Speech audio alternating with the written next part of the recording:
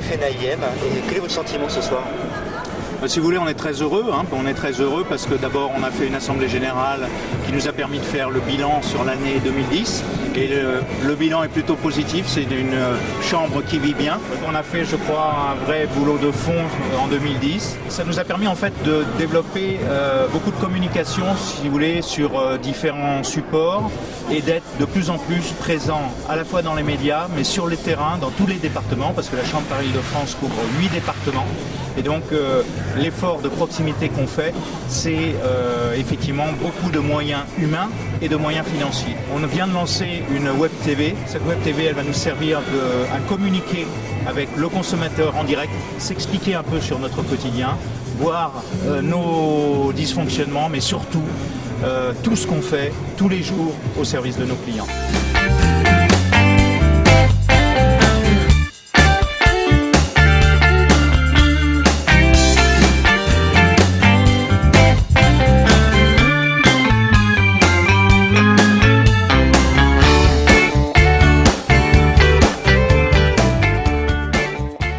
Sentiment aujourd'hui sur l'évolution de cette grande entreprise, de cette grande organisation?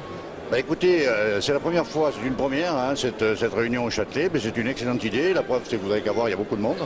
Et partant de là, je trouve que mon successeur, Gilles Ricourt de Bourgie, qui est aussi mon ami, a pris une excellente initiative.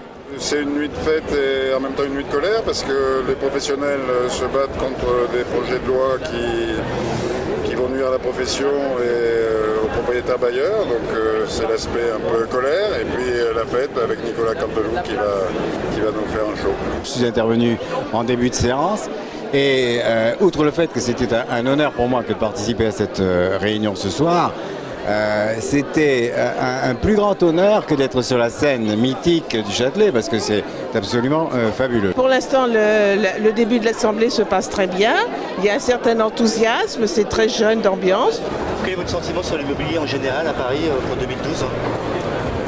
Pour 2012, l'immobilier à Paris, on est toujours en manque de logement, donc on est sur plutôt un marché de pénurie. Donc les prix, à mon avis, les prix vont se stabiliser. On ne pense pas avoir une chute ou un crack financier, boursier, immobilier. Mais voilà, c'est quand même critique. L'immobilier aujourd'hui, il est un petit peu comme la situation économique, il n'est pas extrêmement brillant. L'année 2011 va se terminer dans des conditions assez difficiles pour la profession. On espère que 2012 sera moins mauvais ou voire meilleur. On est en période de crise, mais pour l'instant, il n'y a pas trop à désespérer. On fait ce qu'il faut pour que ça marche. L'immobilier, c'est un monde extraordinaire. La seule chose, c'est vrai, actuellement, on est dans une période un peu difficile où malheureusement, on a du mal à appréhender le marché et nous avons peu de visibilité. Donc c'est un domaine où il faut être professionnel et c'est pour ça que nous sommes là et on essaye de ramener énormément de personnes à avoir un code d'éthique.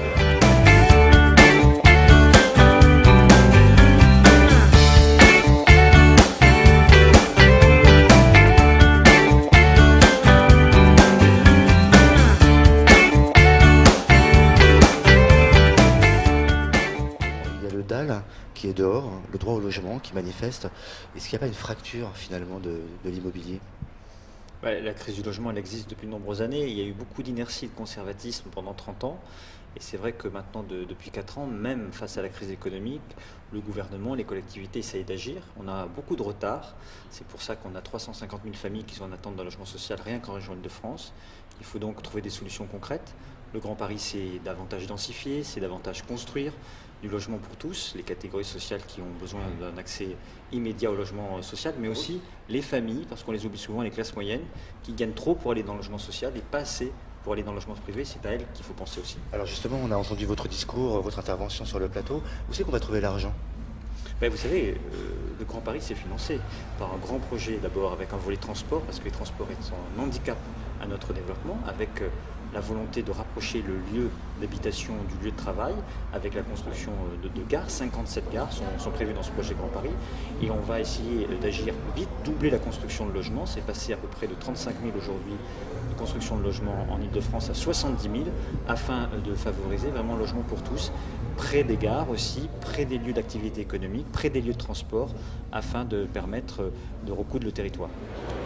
Alors on vient de me dire qu'effectivement il y a le DAL devant les portes du Châtelet. Ce que je dirais au DAL, c'est que, encore une fois, la politique du logement, elle est difficile.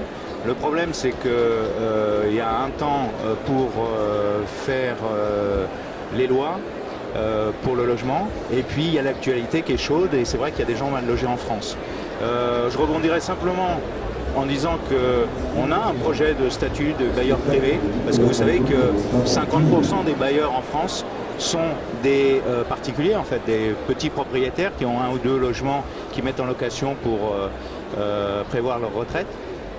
On a une proposition à faire au gouvernement, qu'on a transmise d'ailleurs au secrétaire d'État à Paru, pour inciter donc les bailleurs privés à pratiquer des loyers dits intermédiaires, donc un peu en dessous du prix du marché. Donc il y a des pistes de solutions qui sont fiscales et qui peuvent pallier le temps de mise en route du Grand Paris, puisqu'en fait effectivement le Grand Paris c'est quand même la solution pour le logement en Ile-de-France, puisque pourquoi on n'arrive pas à se loger? Parce qu'il y a une pénurie de logements, donc il faut absolument construire, il faut absolument rénover l'immobilier ancien.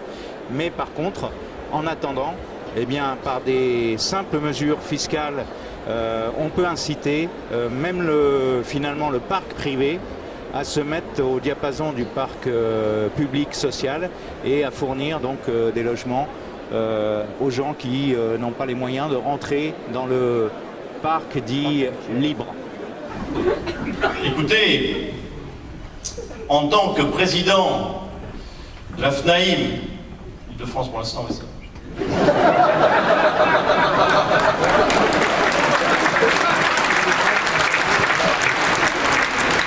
Vous me connaissez, je parle vrai.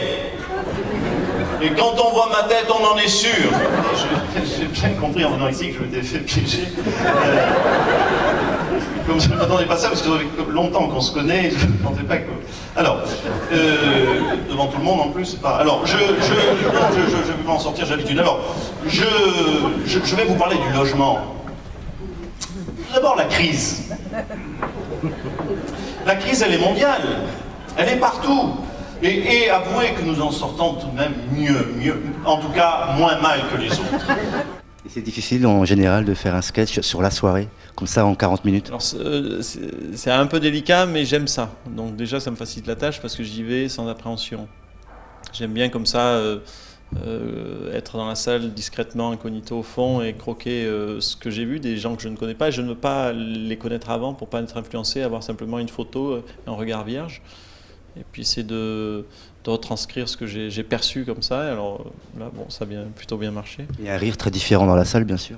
Oui, parce que je crois qu'on monte au niveau des rires, parce que sur un sketch intemporel, sur Sarko, les gens se marrent, mais là, quand c'est sur eux, il se passe quelque chose de particulier. Et là, ils se disent c'est gonflé, c'est inattendu, c'est très frais, c'est très immédiat. Donc ils sont reconnaissants de ça, que j'aille chercher même les personnalités de leur entourage proche professionnel. Et moi c'est excitant parce que c'est un petit exercice de funambule sur lequel je ne sais pas trop où je vais. C'est un univers que je connais peu sur une spécialité par exemple comme l'immobilier aujourd'hui. Un risque?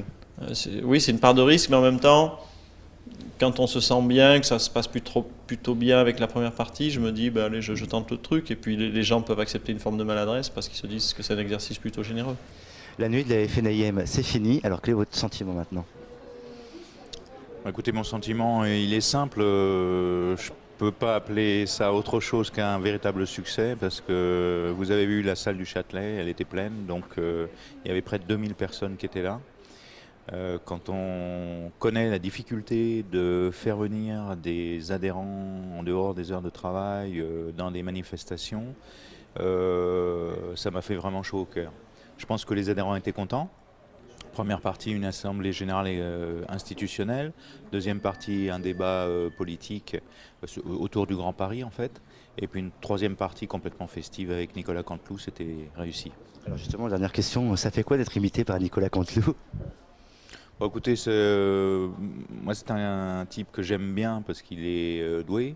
C'est quelqu'un qui fait bien son travail et qui est éminemment sympathique. Donc pour moi c'était le contrat. Hein. Il faut aussi jouer le jeu. Donc il m'avait demandé si j'étais d'accord pour être imité. Et je lui ai dit oui et le résultat était là. Et je crois que tout le monde était très content. Donc on s'est tous amusés. Il l'a dit lui-même, c'était le signe d'une bonne santé de l'entreprise. Absolument.